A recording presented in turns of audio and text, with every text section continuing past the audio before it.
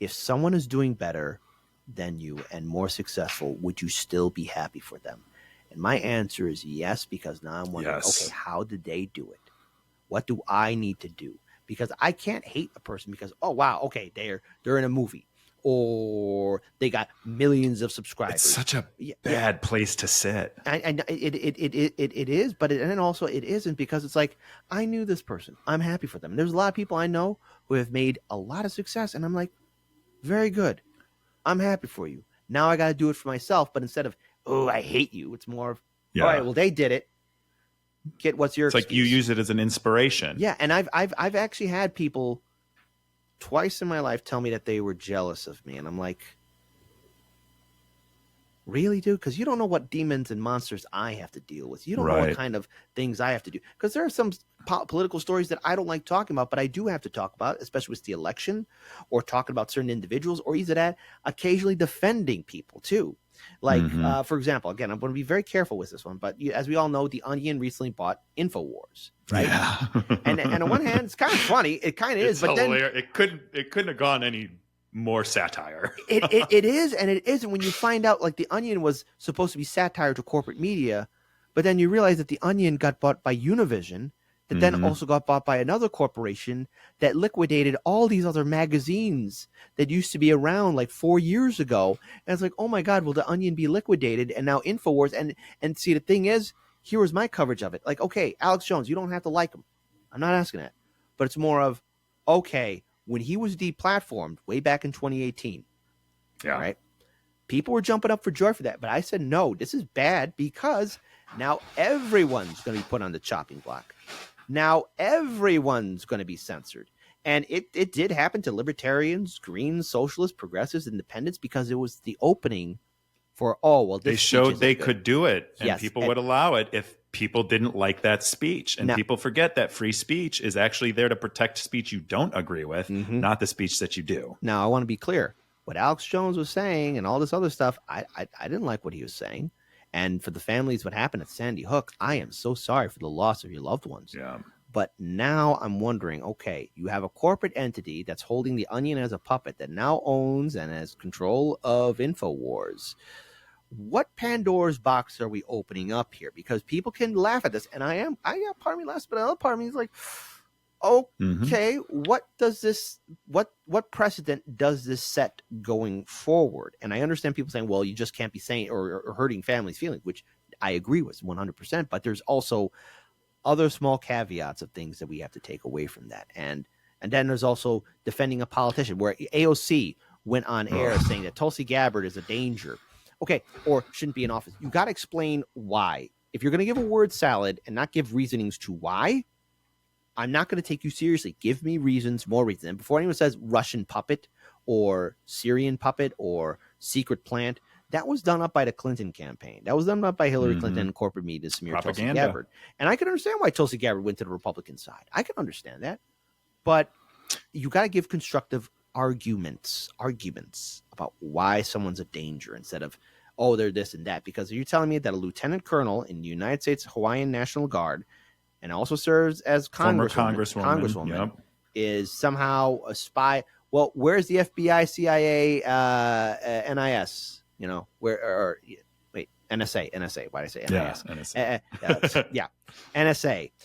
Where are they at? Because they should be on that, like, fire on gasoline. Yeah, white on rice. Yeah, there you go. Or fire on gasoline. Like, where you need to do this, because you're making a serious accusation about a person who could be a threat to national security. Like, where are these agencies at? They better not say, well, the case died. That was like 5 years ago. You tell me in 5 years they don't have information? Come on. Because it isn't. Yeah. There isn't information. And here's the thing, like with Alex Jones, I think most of the stuff that he's been right about a few things. I will say that. He's been wrong about a lot of things too. But what the way that Alex Jones, and he's grown in popularity since they deplatformed him. But the thing with Alex Jones for years and years and years with Infowars is there was so much speech combating the crazy things that he would say that he was never, with his misinformation, disinformation, whatever that is, he was never given or afforded a platform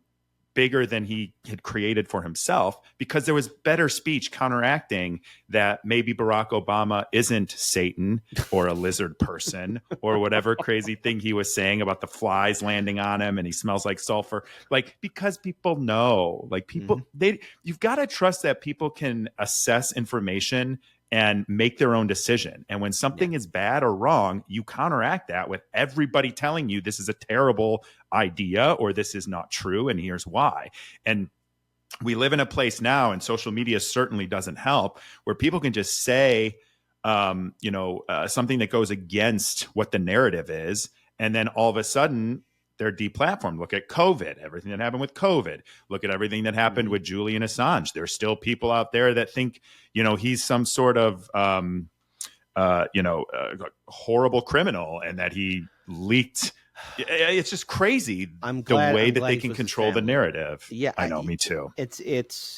Here's another thing too, because as soon as Alex Jones got deplatformed, I said this on the radio. And I said, you do realize what you did now as well, people who are cheering for Alex Jones being deplatformed.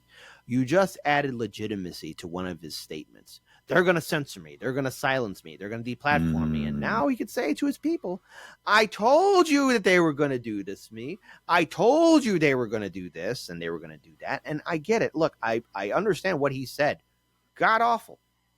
But if you really want to own somebody, debate them. Challenge them in the ideas. And the one way to stop conspiracy or hate speech or vile speech is with good, intelligent speech, not just relying on deplatforming works. Because when Tucker Carlson now, for example, when he got kicked off of Fox News, you were so stupid because he didn't have advertisers to worry about.